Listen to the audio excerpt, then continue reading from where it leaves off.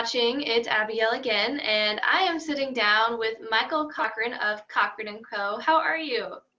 I'm great. Thanks so much for having me today. Yeah. Now, do you go by Mike or Michael? Michael. All right, cool. So, these times are pretty crazy right now, and we have to do like social distancing and all this stuff. So, artists are getting creative, and now they're doing drive-in theater tours. So, you are coming to the Kenton Drive-In on September 20th. Yeah, it's going to be such a great time. When I got the call about doing drive-in shows at first, I was like, how's this going to play out? And then it hit me. It's like, you know what? I don't even care. This is a chance to play music. And it turns out they've been an absolute blast. I mean, they're just one big party. It feels like a Christian music tailgate festival. Like, it's just so much fun. Yeah, absolutely. It sounds like a lot of fun. So, how are you holding up personally right now and as a band during this COVID-19 pandemic? When we first came off the road, it was like, I think it was in March, it was like earth shattering. We had all these plans and all this income budgeted for the whole year. And then that goes away. And so it's like, what now? So we spent about a month just kind of almost in disbelief of the situation we were in.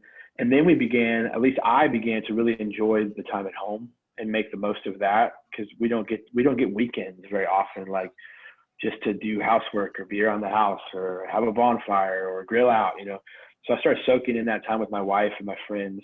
But then in the middle of the summer, after a few months of that, it's like, okay, I'm dying to play some music, to do what I love to do what I believe I'm called to do.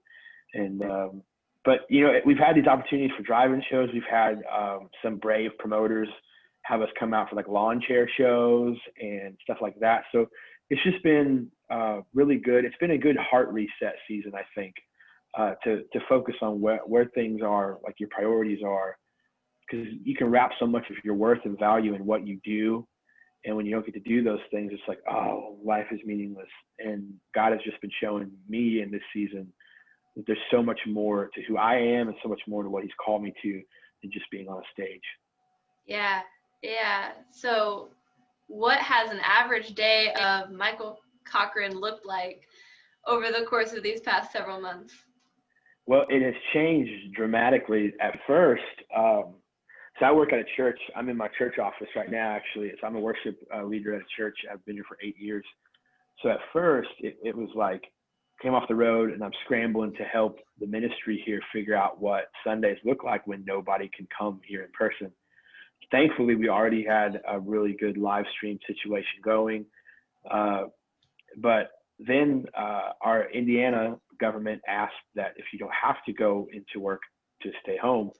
So we all started working from home. So that became a little hectic and crazy, and a lot of laptops sitting on my lap with my dog distracting me, trying to figure things out for the church while also, trying to stay in touch with fans. And one of the things that we decided to do is we did a virtual tour.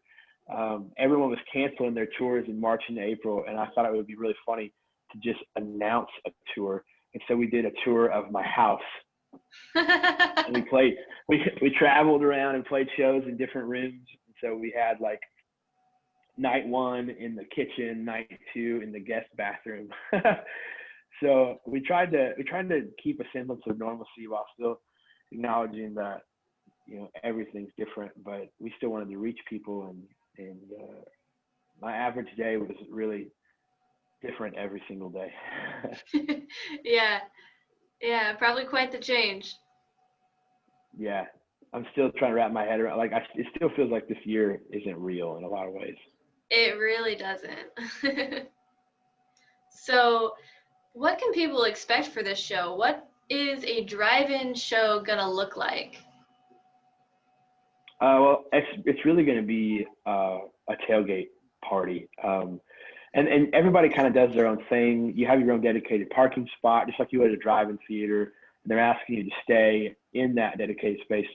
So some people sit lawn chairs out in front. Some people back in and sit in their truck beds.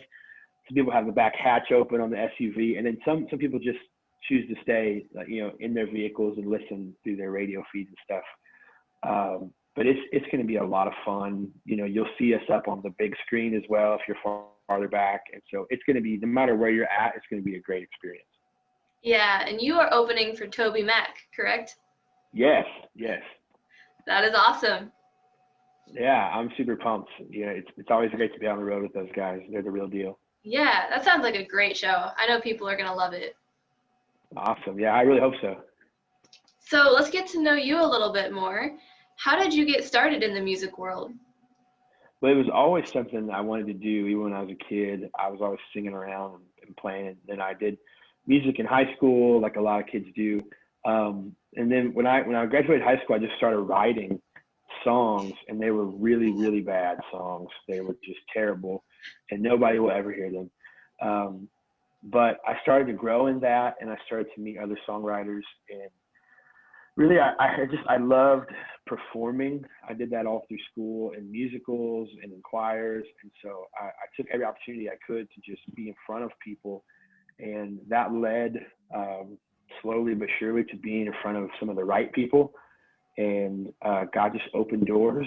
And before you know it, we're sitting in a room with a couple different record labels, and they're interested in what we're doing. And it's kind of mind blowing. And yeah. Did you ever have this moment where you're like, whoa, this is real, this is a thing? One of those first moments was probably the first time I met Toby.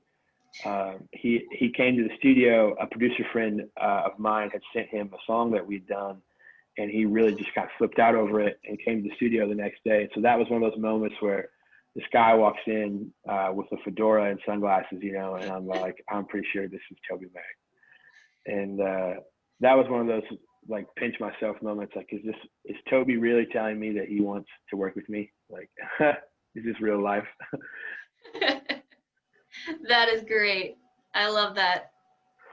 So you introduced yourself to the world with your song, Church, Take Me Back. And that was a very hit song, and people loved it. So can you tell us more about that and how that came to be? Yeah, that song's really my story. I was raised in church. My grandfather was a minister. We were at like every church thing, Wednesday night, Sunday morning, vacation Bible school, everything. And then when I got into middle school and high school, just the temptations around me won out, and they drowned out the things that I knew to be true. And I just walked away from a lot of the faith that I'd been brought up with.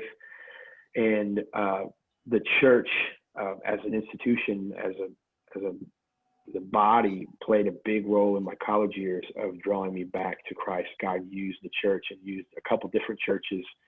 And I just wanted to write. I was reflecting on that one day here at the church, because I was starting my 8th year at the time, and I was like, I can't believe that I work at a church. I literally swore one time that I just would never be a part of a church again.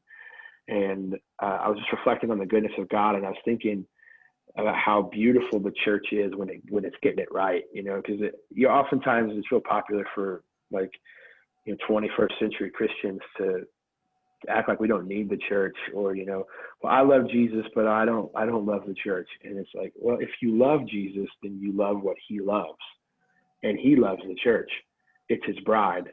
And I wanted to write a song that lifted up the church and encouraged everyone else to see the church as beautiful. Even though we don't always get it right, we can be really messy.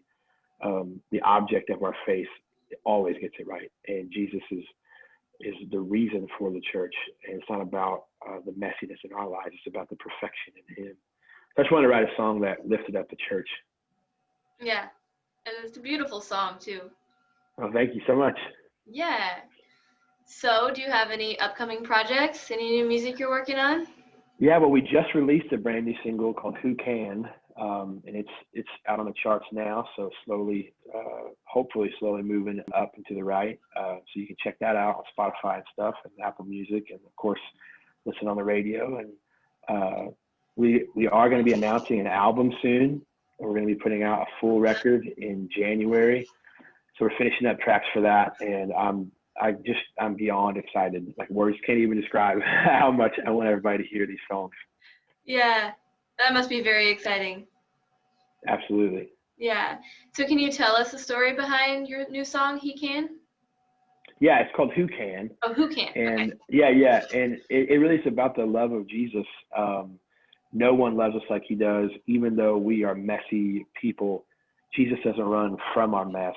He runs to our mess to work in our lives, and we can't scare him off with our mistakes and our failures. And that's a beautiful truth, because everyone else in our lives will let us down at some point in time, whether they mean to or not. But Jesus truly never lets us down, never leaves us, never forsakes us. And no one loves us like he does. Amen to that. Yeah. Well, everybody go check out that song because that sounds amazing. All right. Little fun question here. What is a song you wish you would have written? Oh, man. Faith by Jordan Feliz. I love that Yeah. song. The moment I heard that, I was like, I wish that was my song.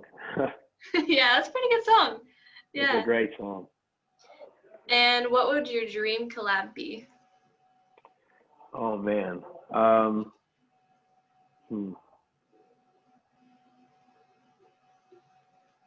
Need to Breathe. Oh, yes. I love Need to Breathe. Oh, you and them would sound great together. Hey, yeah, broadcast that from the rooftops. Let's see if we can make Yeah, something happen. let's make it happen. Absolutely. So, one question we like to ask here is how can we and everybody watching be praying for you, especially during this time? Yeah, well, I mean, I always appreciate prayers for safe travels out on the road. We got 17 more driving dates coming, and so we'd love to stay healthy through it, in this season. But most importantly, I guess maybe I would just love prayer to be able to share the hope with people out there, in those few moments that we get with people each night, just to be able to share hope with them and for it to be what they need to hear. Yeah, yeah, and we will be praying for that. And what is a piece of encouragement you could give to everyone watching? Well, the thing that's been on my heart the most this season is that all of this caught all of us off guard so much, ruined all of our plans. And I find comfort and peace knowing that it didn't ruin any of God's plans, and it didn't catch him off guard one bit, because you cannot thwart the plans of God. And even though this has all been crazy for us, he's already in front of it, working for our good and for his glory. And I can rest in that, even when it doesn't feel like it some days. Yeah, that is so good. Yeah. All right. Well, how can people get connected with you on social media? Yeah, they can follow me on all platforms at Cochren Music, Cochren Music. And I'd love for them to follow me on Instagram and see pictures of the road and pictures of my dog. That's about all I post. What kind of dog do you have? She's an Irish Setter Golden Retriever mix. Aw, I bet she's pretty. She's sweet. Yeah, she's sweet. Yeah. All right. Well, hey, it's been really good talking to you. For those watching, go get your tickets. It's the drive-in theater tour coming to Kenton with Toby Mac and Cochren Co. It is going to be a great time. Awesome. Thanks so much for having me. Yeah. See you on September 20th. All right. Sounds good. All right. Thanks for talking with us. Hey, thank you. Bye.